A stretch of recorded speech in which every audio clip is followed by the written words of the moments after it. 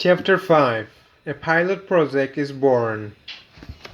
I did not know anything about how to run a bank for the poor, so I had to learn from scratch. In January 1977, when Grameen started, I studied how others ran their loan operations, and I learned from their mistakes. Conventional banks and credit cooperatives usually demand lump sum payments. Parting with a large amount of cash at the end of a loan period is often psychologically trying for borrowers. They try to delay the repayment as long as they can, and in the process they make the loan grow bigger and bigger. In the end, they decide not to pay back the loan at all. Such long-term lump sum payments also prompt both borrowers and lenders to ignore difficulties that come up early on. Rather than tackle problems as they appear, they hope that the problems will go away by the time the loan is due. In structuring our credit program, I decided to do exactly the opposite of traditional banks. To overcome the psychological barrier of parting with large sums, I decided to institute a daily payment program. I made the loan payment so small that borrowers would barely miss the money. And for ease in accounting, I decided to ask that the loans be paid back fully in 1 year.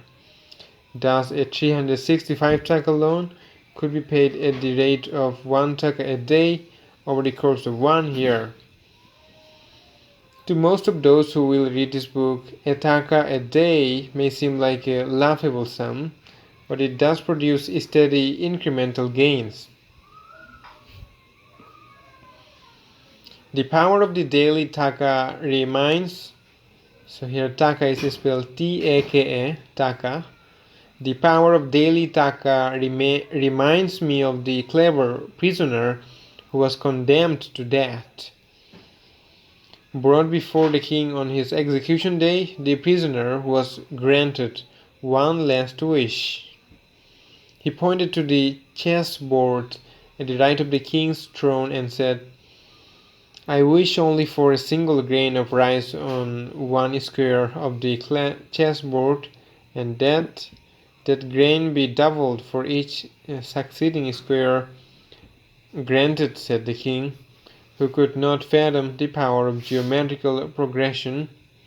Soon the prisoner reigned over the entire kingdom. Slowly, my colleagues and I developed our own delivery recovery mechanism, and of course, we made many mistakes along the way. We adapted our ideas and changed our procedures as we grew. For example, when we discovered that support groups were crucial to the success of our operations, we required that each applicant join a group of like-minded people living in similar economic and social conditions. Convinced that solidarity would be stronger if the groups came into being by themselves, we refrained from managing them, but we did create incentives that encouraged the borrowers to help one another succeed in their businesses.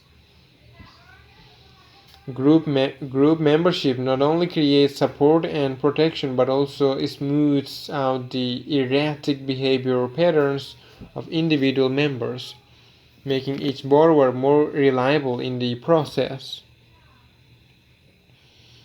Subtle and at times not so subtle peer pressure keeps each group member in line with the broader objectives of the credit program. A sense of intergroup and intra-group competition also encourages each member to be an achiever. Shifting the task of initial supervision to the group not only reduces the work of the bank but also increases the self-reliance of the individual borrowers.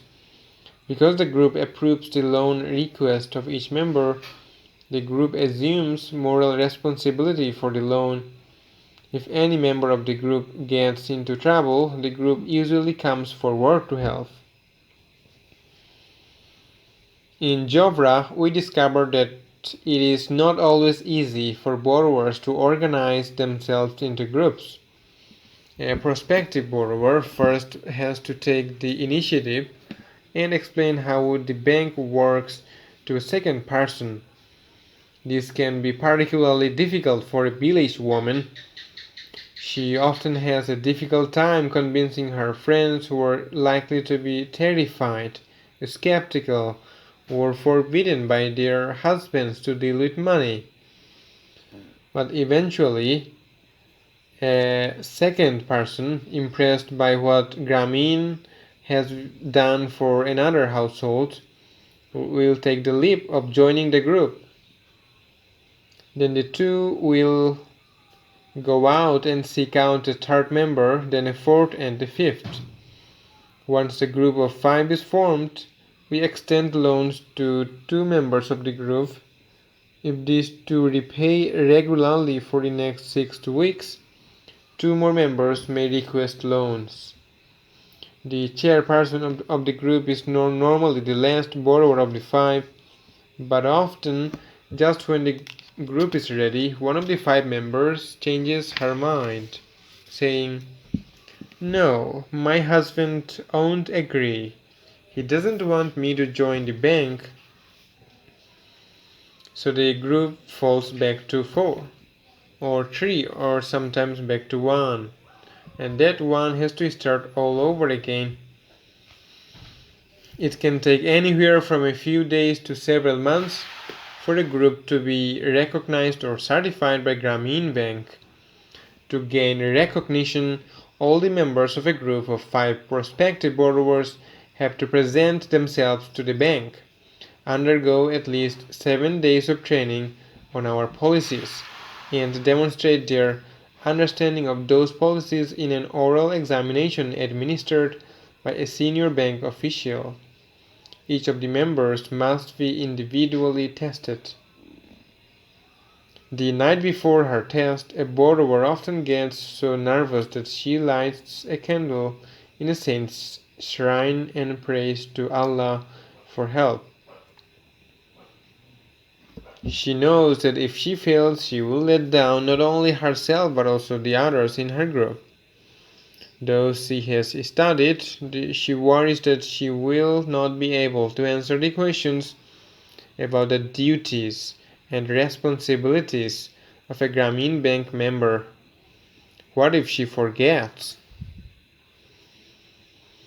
The bank worker will send the group away, telling all the members to study some more, and the others in the group will chastise her, saying, "For God's sake, even this you can't do right. You have ruined not only yourself but us as well." Some critics argue that our rural clients are too submissive and that we can intimidate them into joining Grameen. Perhaps this is why we make our initiation process so challenging. The pressure provided by the group and the exam helps ensure that only those who are truly needy and serious about joining Grameen will actually become members. Those who are better off usually do not find it worthwhile, and even if they do, they will fail our means test and be forced to leave the group anyway. We want only courageous, ambitious pioneers in our microcredit program. Those are the ones who will succeed.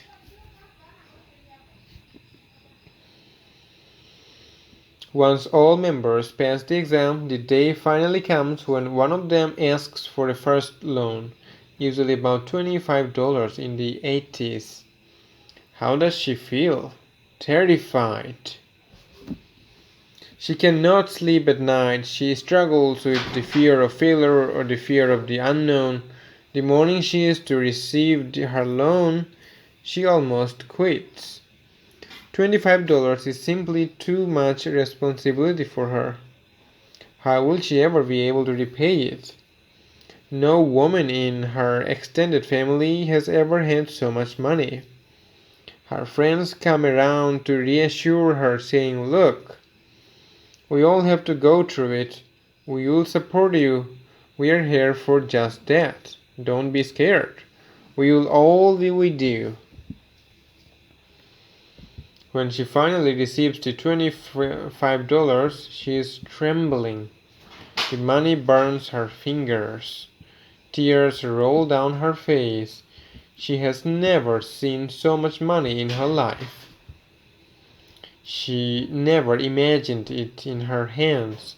She carries the bills as she would a delicate bird or a rabbit until someone advises her to put the money away in a safe place lest it be stolen. This is the beginning for almost every Grameen borrower. All her life she has been told that she is no good, that she brings only misery to her family, and that they cannot afford to pay her dowry. Many times she hears her mother or her father tell her she should have been killed at birth, aborted, or starved.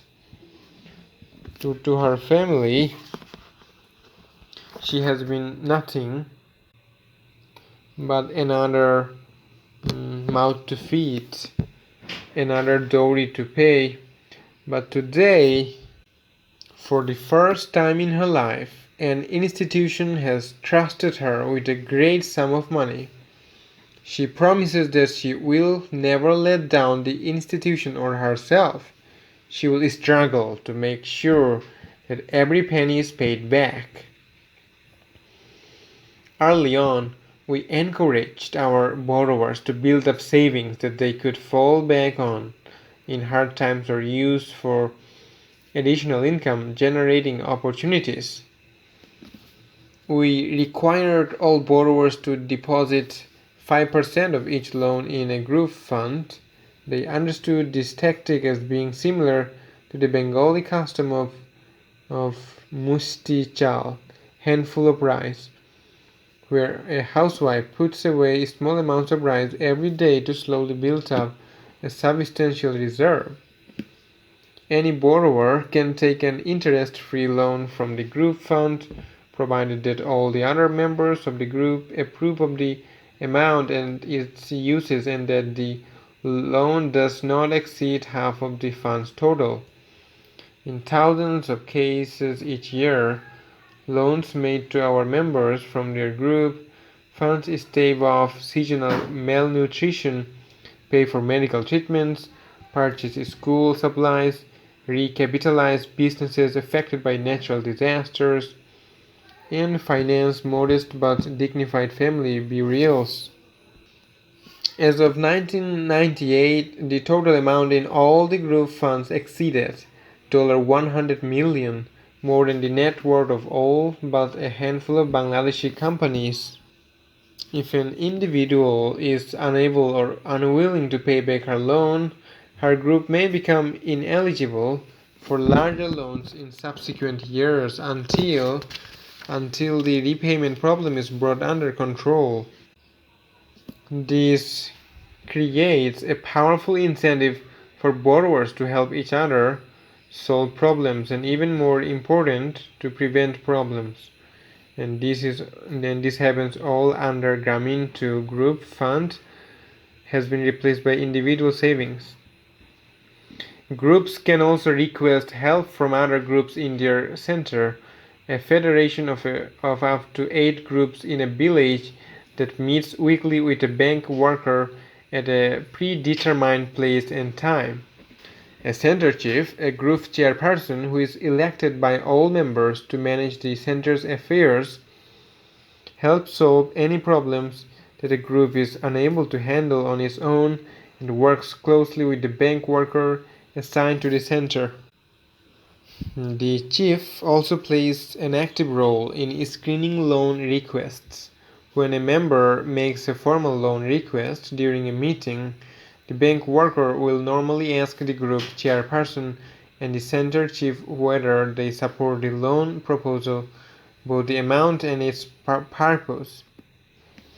From the very beginning, we decided that all business conducted during center meetings should be done out in the open. This reduced the danger of corruption, mismanagement, and misunderstandings, and it kept the leaders and the bank workers directly accountable to the borrowers. Often borrowers would invite their children to join the meetings before school so that these young ones could read them the notations in their passbooks and make sure that everything was being done correctly. I still find it exciting to travel out to Grameen villages and meet with centers. With each passing year, the borrowers assume more responsibilities for the management of their own affairs. They come up with more innovative approaches to preventing and solving problems and find new ways to ensure that each member rises above the poverty line as quickly as possible. I always return from the villages more convinced that providing credit is a powerful means to create profound change in people's lives. It has been that way since I started visiting centers in 1977 and continues to this day. When I visit center meetings, not only in Bangladesh but all over the world, in countries as diverse as Malaysia, the Philippines, South Africa, and the United States, I realize how resilient and creative human beings can be when given the chance. One example of resilience is Mufia Khatun, a Grameen borrower from Mirshaharai district, north of Chittagong. Mufia joined Grameen in late 1979. Her life had been filled with sorrow until that point. In 1963, at the age of 13, she was married by her father, a kind-hearted farmer and fisherman, to a man named Jamiruddin of Dom Kali village in Mirshaharai. During her husband's long absences at sea on a fishing boat, Mufia's mother-in-law verbally abused her and made sure she received little if any food even after doing all the cooking. Mufia lived a half-starved existence for years.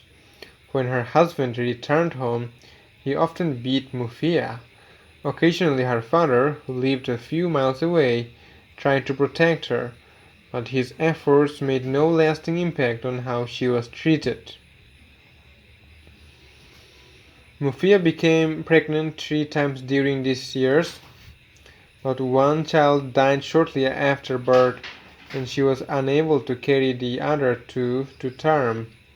Suffering from malnutrition and anemia, she finally gave birth to a son who survived, but it left her in a precarious state of health. Somehow, she recovered, but the beatings and the life of semi-starvation continued. In 1974, a village leader intervened and arranged for a divorce. Mufia was then free from her husband's beatings, but starvation followed her into her new life. She began begging. She begged in the rich neighborhoods of Kayachora and Mitachora villages. An entire day's begging would yield a few ounces of rice, hardly enough for her and her 3 children. After her son, she had 2 daughters, and she also looked after a nephew who was an orphan. One day she was begging from a woman who had a home-based business making baskets, mats, and other items from bamboo. She asked Mufia if she would want to borrow 15 taka from her to buy some bamboo and sell it in the market. Mufia agreed and made a 10 taka profit and repaid the loan. With the 10 taka, she bought some food for her family. This was repeated a few times over the next few years. But after a while, the woman stopped giving Mufia loans and she was forced to become a full-time beggar again. Mufia starved through the famine of 1974, and her makeshift house was destroyed in a storm in 1978. But in 1979 she joined the Grameen Bank and borrowed 500 taka to restart her bamboo business. When she paid back her first loan, she felt like a new person. Her second loan, received on December 25, 1980, was for 1,500 taka. Although she sometimes missed installments during the lean season when demand for bamboo products was low, she always caught up when the economy improved after the rice harvest. During her first 18 months as a Grameen Bank member, Mufia was able to buy 330 taka worth of clothing for herself and her children and cookware for 105 taka. These were luxuries that she had not had since she was divorced from her husband 15 years earlier. She and her children were also eating more regularly and more nutritious food.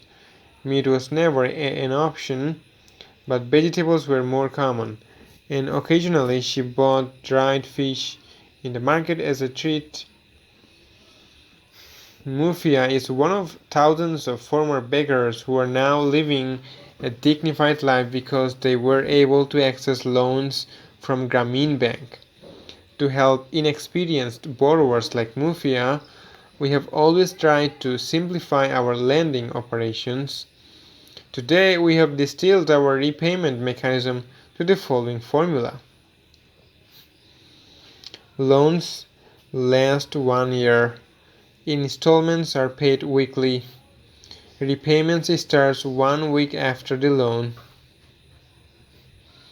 The interest rate is 20%. Repayment amounts to 2% of the loan amount per week for 50 weeks. Interest payments amount to 2 taka per week for every 1,000 taka of the loan amount. As for the repayment mechanism, I decided that we should keep it as simple as possible. I felt that the transaction should be local, and so in Jobra village, I went to visit the pen, betel leaf seller in his tiny stall in the middle of the village. A small man with a toothy grin and unshaven face, he kept his shop open day and night, and he knew just about everyone in the village. Suddenly, everyone knew him. When I suggested that he be the collection point of Jobra, he was enthusiastic. He did not ask for any fee. We told the borrowers that every day as they cross the road or go about their ordinary business, they should simply give their daily installment to the pen seller. This proved to be a short-lived experiment. Borrowers claimed they had paid their daily installment, and the pen sellers said they had not. "Don't you remember?" a borrower would say. "I came at midday. I bought some pen from you. I gave you 5 taka, and when you gave me my change, I told you keep my installment of loan repayment. Don't you remember?" "No, you didn't give me 5 taka." "Yes, I did. I remember it very well." "No, you paid me with a bill, and I gave you back full change." Arguments were unending. I knew when I had to I knew we had to simplify the procedure, so I bought a notebook, and on the left I wrote each borrower's name. In the center I made 3 columns showing amount paid per installment and the date. Name of borrower, installment amount, date. I made the sheet simple so that the pen seller needed only to make a check mark each time a borrower paid him, but after a few days even this system broke down. The borrowers claimed that the pen seller had forgotten to check them off. Something had to be done about my accounting system. But what? As an experiment, I abandoned the daily repayment system and moved to the next best thing, a weekly repayment system. Today, some 20 years later, our loans are still paid in the same way, week by week, though now they are made to our frontline bank workers who meet weekly with borrowers in their villages. Our repayment rate has remained high all along. Generally, it is our success in getting high repayment while serving very poor people in disaster prone areas that surprises people the most about Grameen's success. People sometimes assume that faithful repayment of loans must be part of Bangladeshi culture, but nothing could be farther from the truth. In Bangladesh, the wealthiest borrowers make it a habit not to pay back their loans. I am amazed by the mockery that goes on in the name of banking. Public deposits go through the banking system, through the government banks, through private banks, to people who will never pay back the money. If Grameen was to work, we knew we had to trust our clients. From day one, we knew that there would be no room for policing in our system. We never used courts to settle our repayments. We did not involve lawyers or any outsiders. Today, commercial banks assume that every borrower is going to run away with their money. So they tie their clients up in legal knots. Lawyers pore over their precious documents, making certain that no borrower will escape the reach of the bank. In contrast, Grameen assumes that every borrower is honest. There are no legal instruments between the lenders and the borrowers. We were convinced that the bank should be built on human trust, not on meaningless paper contracts. Grameen would succeed or fail depending on the strength of our personal relationships. We may be accused of being naive, but our experience with bad debt is less than 1%. And even when borrowers do default on a loan, we do not assume that they are malevolent. Instead, we assume that personal circumstances have prevented them from repaying the money. Bad loans present a constant reminder of the need to do more to help our clients succeed. While we struggled to develop an effective and reliable credit delivery and recovery mechanism during our pilot phase, we also worked on making sure that women benefited from the program. We set a goal of having half of our borrowers be women. This took us more than 6 years to achieve. In trying to attract women borrowers, we fought against the normal practices of Bangladeshi banks, which effectively exclude women. To say that our financial institutions are gender biased is an understatement. When I point out the gender bias of banks, my banker friends grow irritated with me. Don't you see our ladies' branches all over town? They argue. They are designed to serve women only.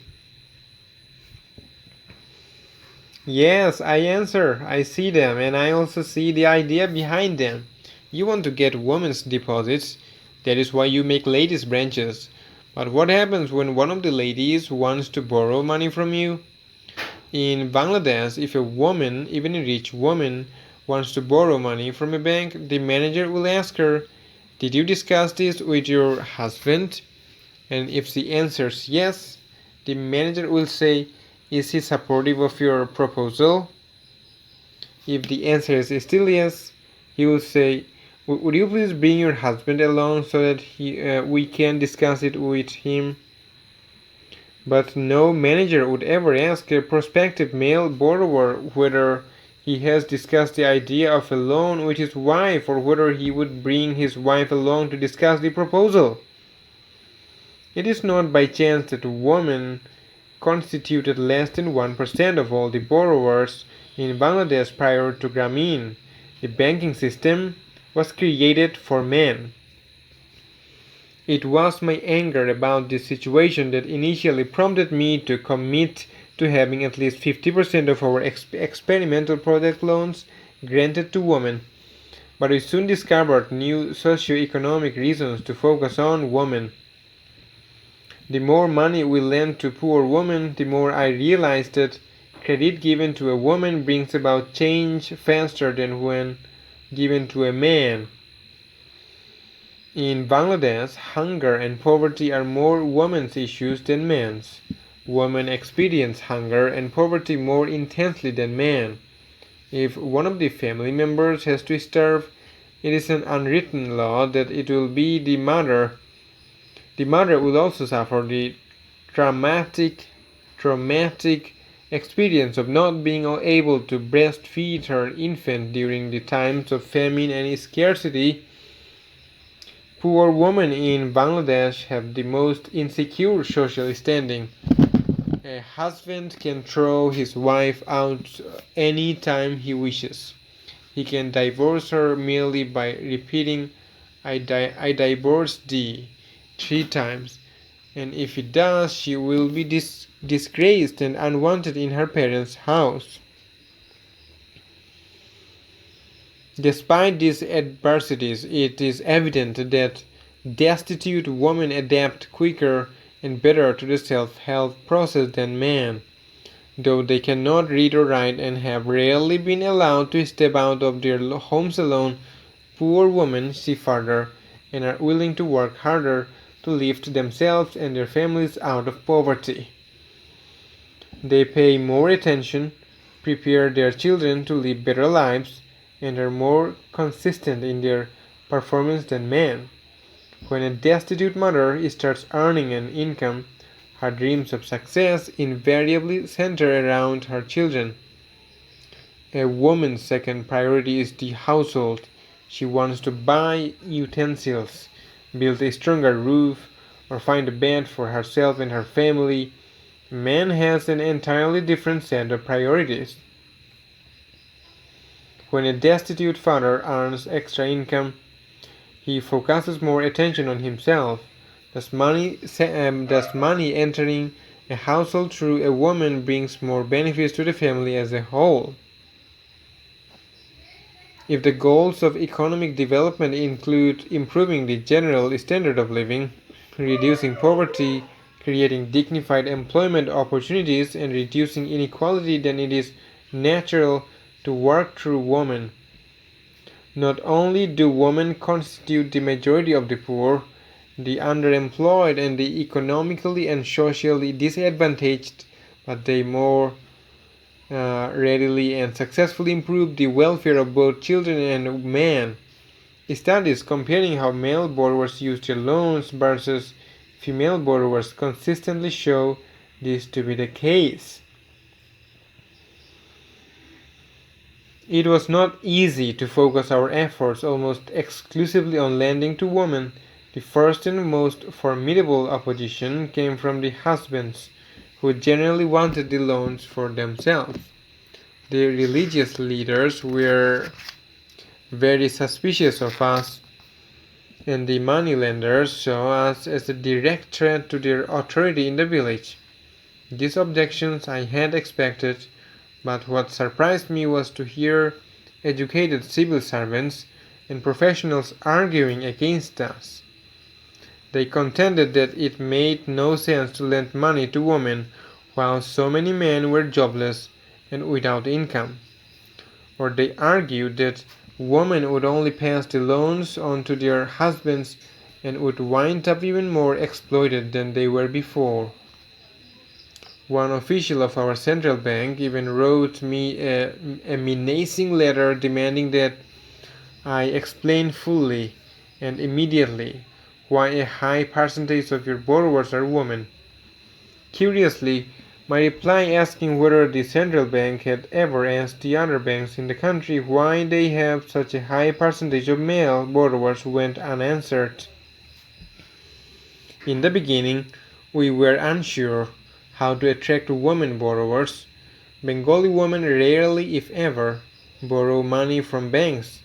I could have put up a billboard saying, Attention all women. Welcome to our bank for a special loan program for women. This billboard might have received media coverage or free publicity but would never have attracted women borrowers. First, 85% of poor women in rural Bangladesh cannot read, and second, they are rarely free to come out of their houses without their husbands. We had to devise a whole series of tricks and techniques to recruit women borrowers. At first, because of the rules of Porda, those of us who were men never dared enter a woman's house in the village. Porda refers to a range of practices that uphold the Quranic injunction to guard woman's modesty and purity.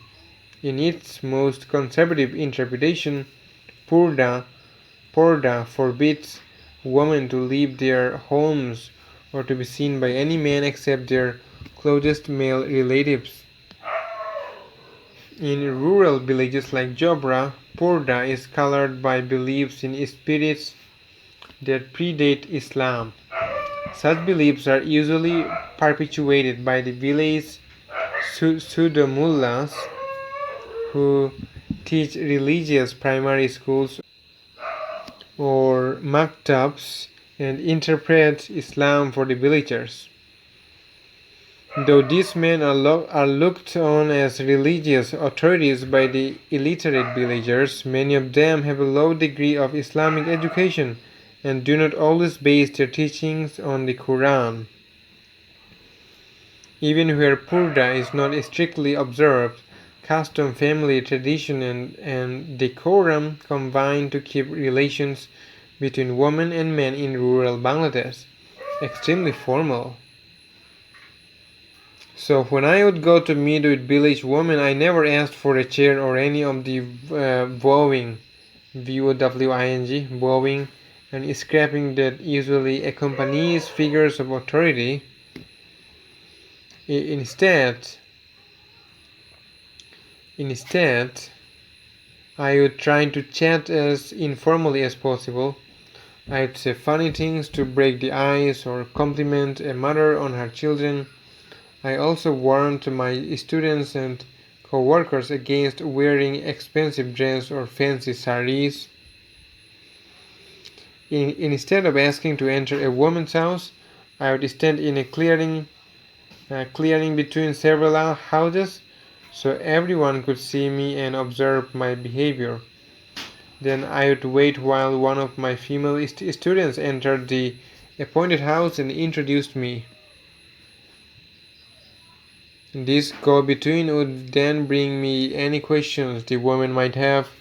I would answer their questions, and back into the house the student would go. Sometimes she would shuttle back and forth for over an hour, and still I was not able to convince these hidden women to seek a loan from Grameen.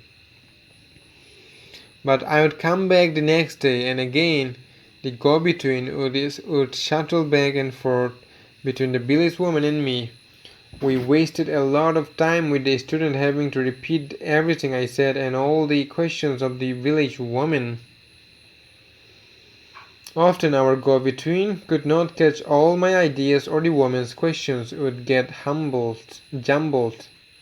jumbled. Sometimes the husbands would get irritated with me. I suppose the fact that I was a respected head of a university department reassured them somewhat, but always they demanded that our loans be given to them, not to their wives. One day, as I sat in a clearing between the houses of a village, it clouded over and it started to rain. As this was during the monsoon season, the rain turned into a heavy downpour.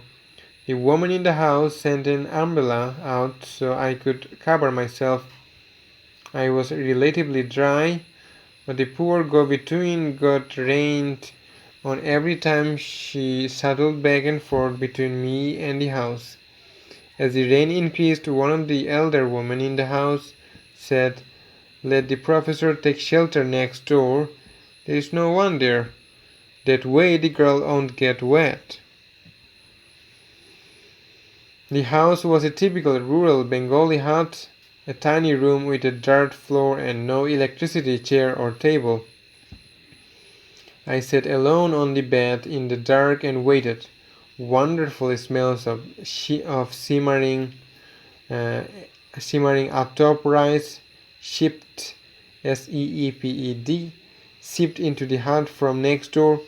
A bamboo wall and cabinets divided this house from the neighboring one, and every time my go-between talked to the woman in the adjoining house, I could hear some of the things they said, but their voices were muffled.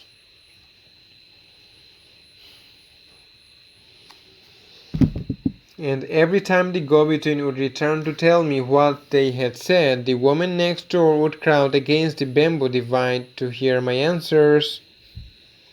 It was far from an ideal way of communicating, but it was certainly better than standing outside in the rain. After 20 minutes of this, hearing each other's voices, but talking indirectly through a go-between, the woman on the other side of the wall started bypassing my assistant and shouting questions or comments directly at me in their Chittagonian dialect.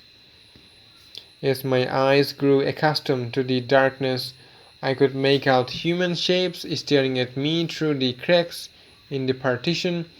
Many of their questions were similar to the ones the man asked us. Why must we form a group?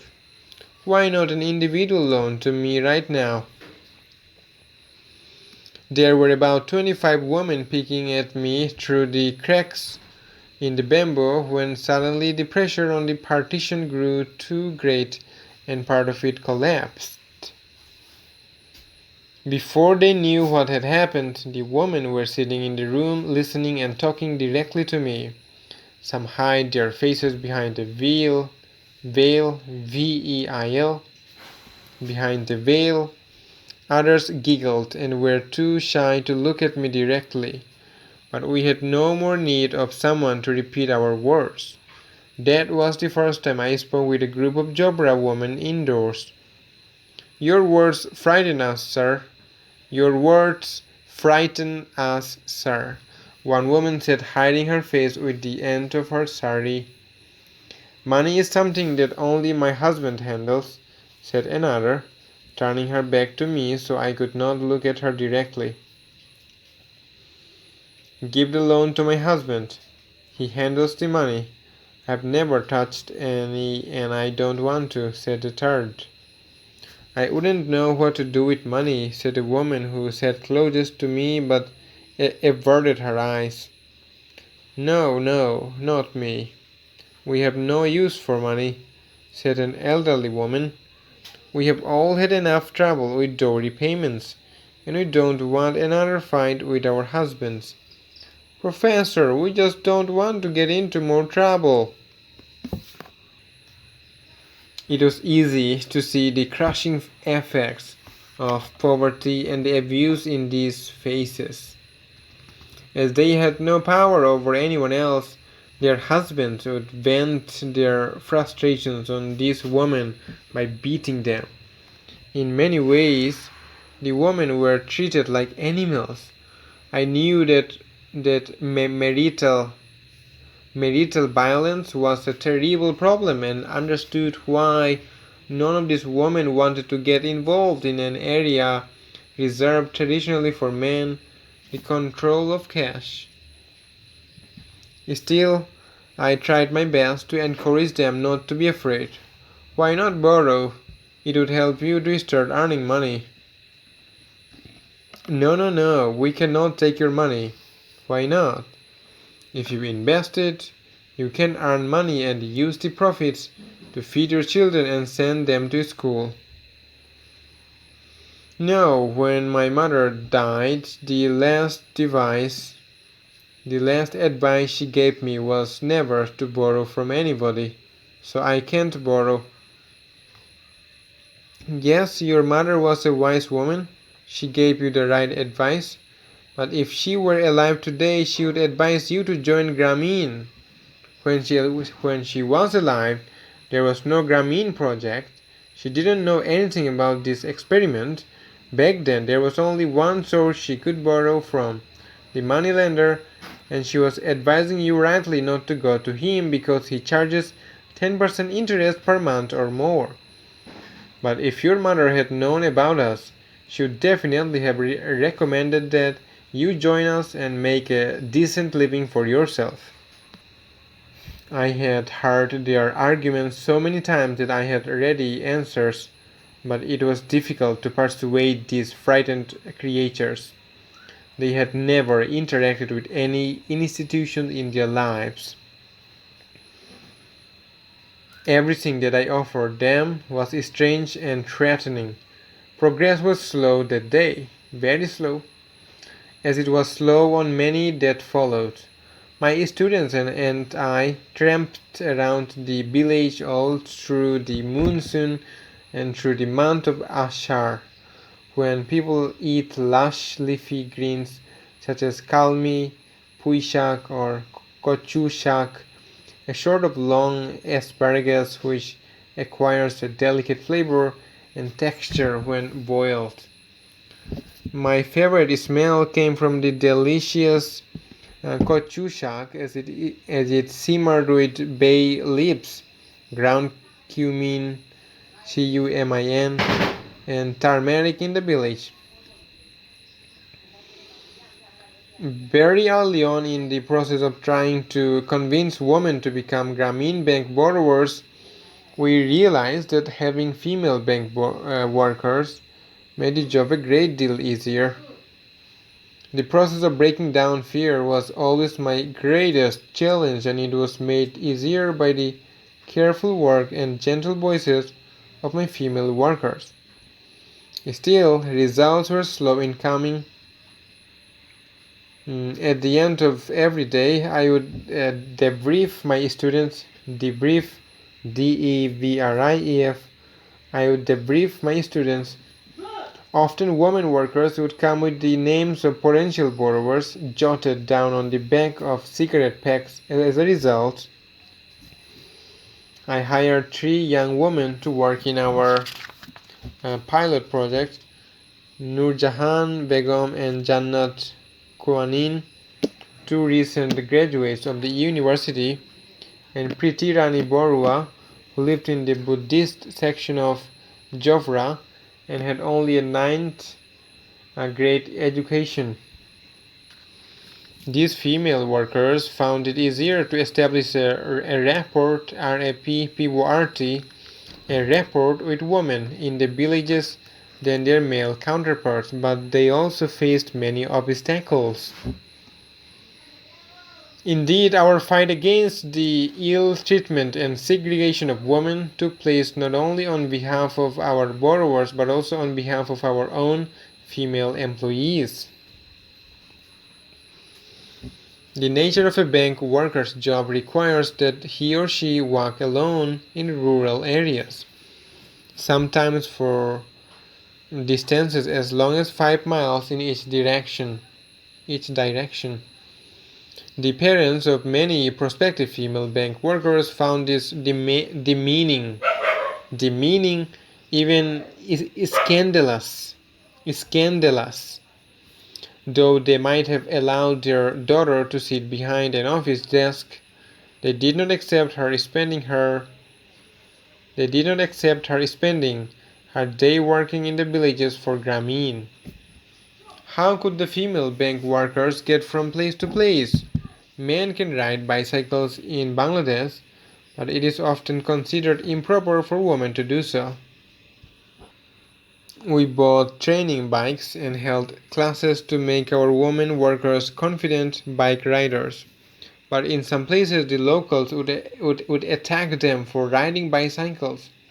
Though the villagers would permit women to ride in bullock carts, BULLOCK, bullock carts, baby taxis, rickshaws, or even motorbikes, the religious conservatives could not accept a woman on a bike.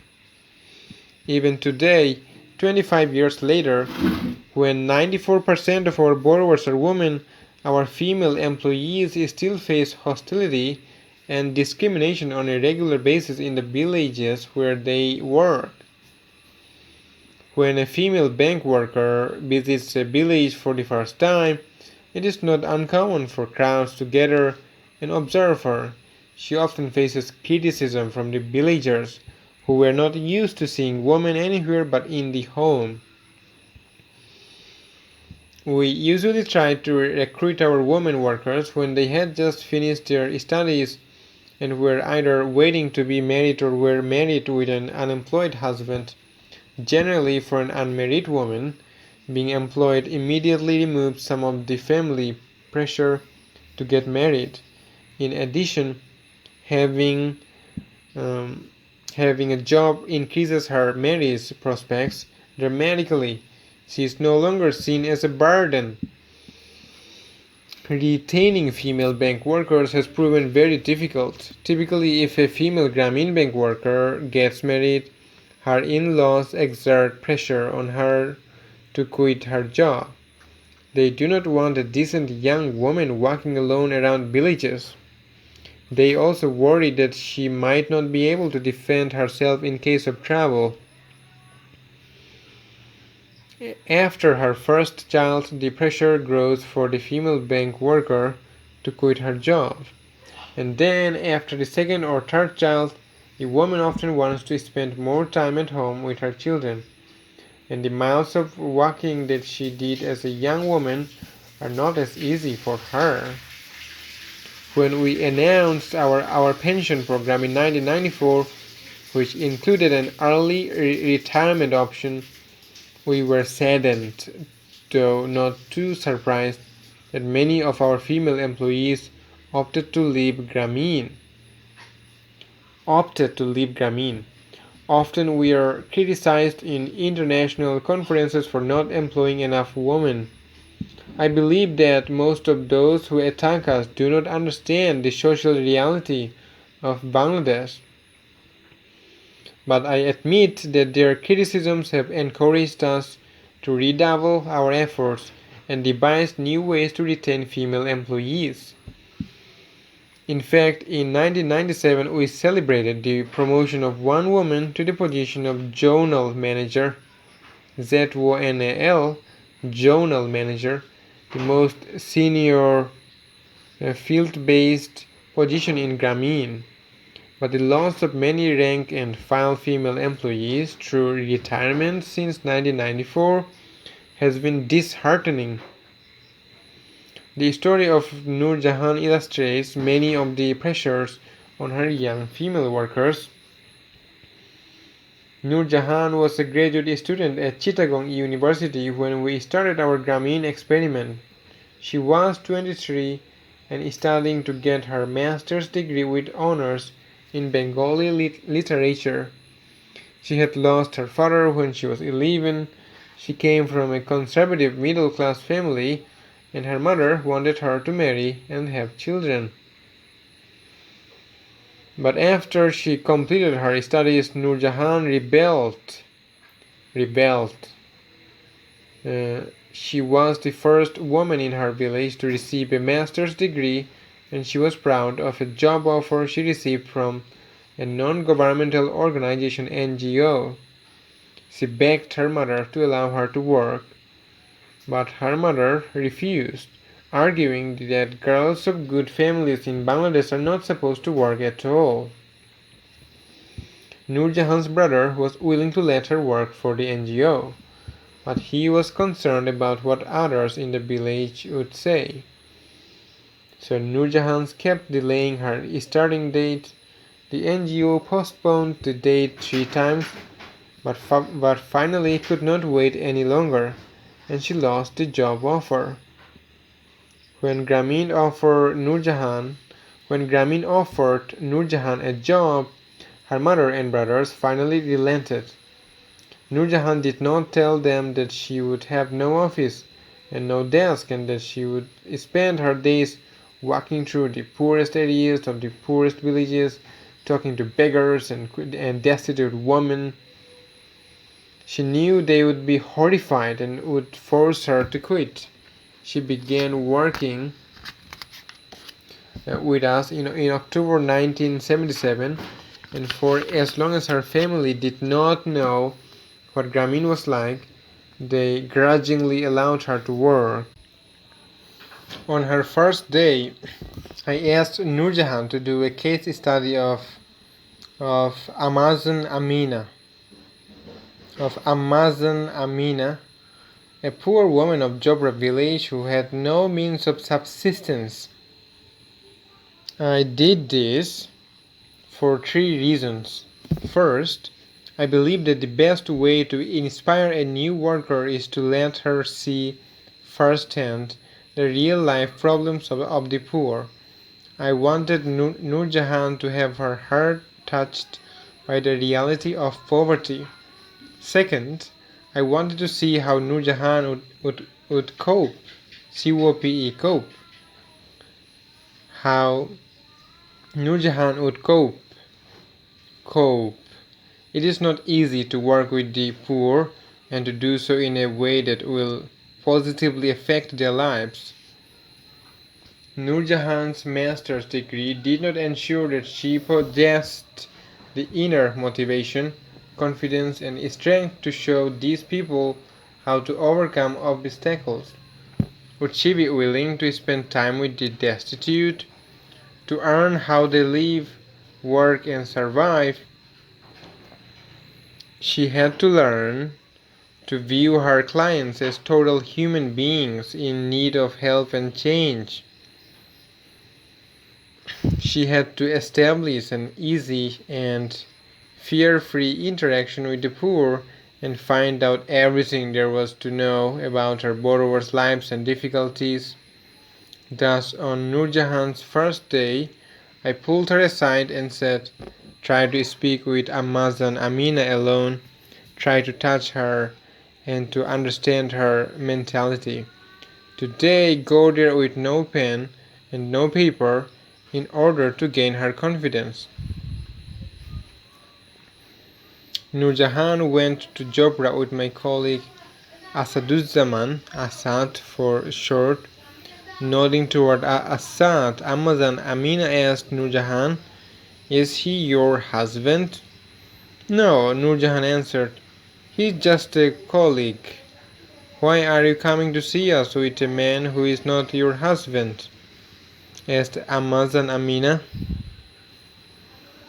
This seemed to be in conflict with the practice of Porda and made her suspicious of Nurjahan. But little by little, day after day, Nurjahan won over Amina's confidence. Amina shared her past with Nurjahan. Of Amina's 6 children, 4 had died of hunger or disease. Only 2 daughters survived. Her husband, much older than she, was quite ill. For several years, he had spent most of the family assets on medicines. After his death, all that Amina had left was the house. She was in her 40s, old by Bangladesh standards where, contrary to the world norm, women have a lower life expectancy than men. She was illiterate and had never earned an income before. She tried selling homemade cakes and cookies door to door without much success.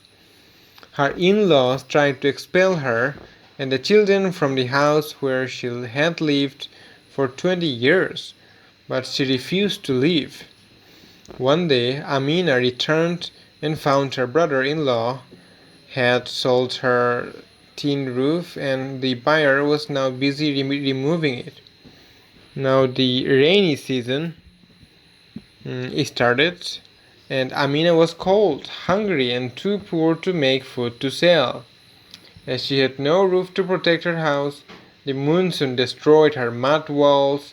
She used all she had to feed her own children.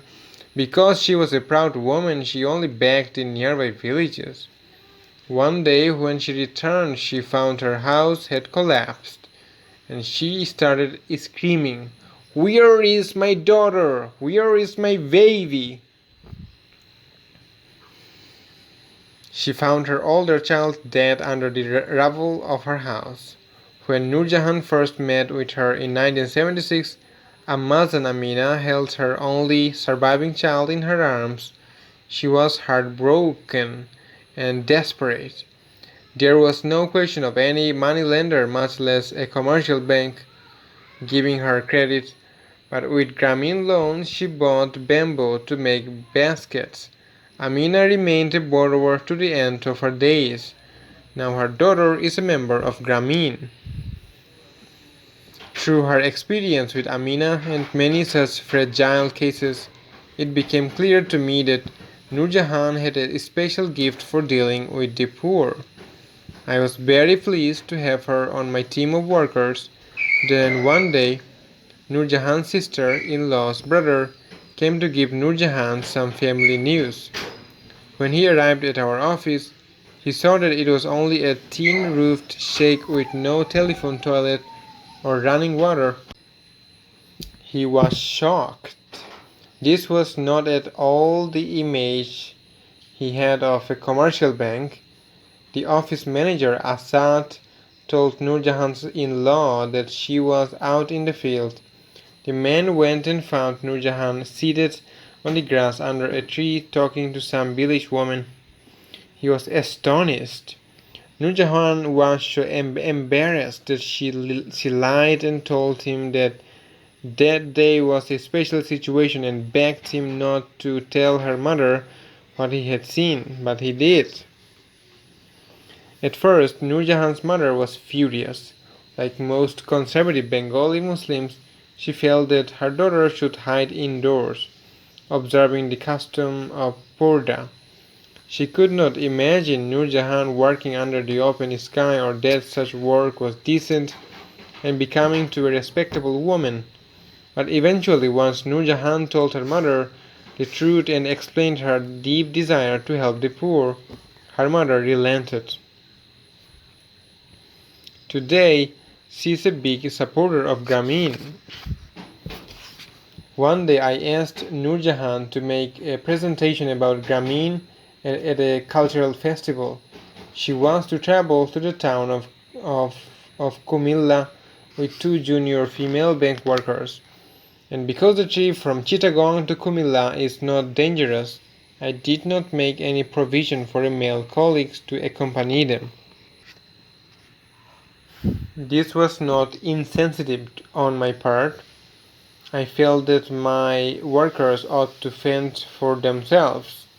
Also, I knew that Grameen needed to break the myth that a woman could not travel alone on a short trip.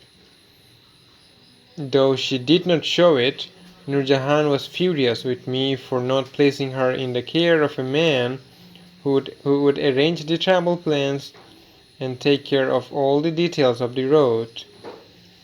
She even telephoned a male colleague and asked him to accompany her, but he was busy as she had never traveled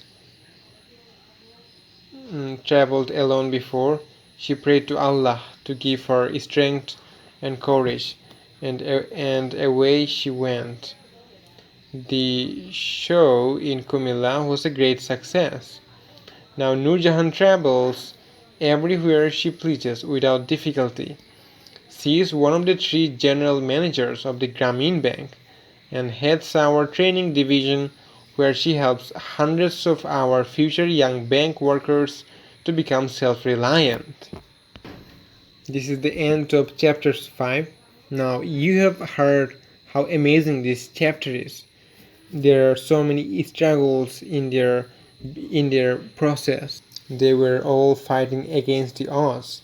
Grameen Bank had faced difficulty primarily because of the cultural customs that were ongoing in Bangladesh. So you know that the cultural Bangladeshi customs did not allow women to move freely out of their house. Even it restricts them today. So women in particular face a lot of struggle and injustice in Bangladesh. Now, the way Muhammad Yunus explains every details is really palpable.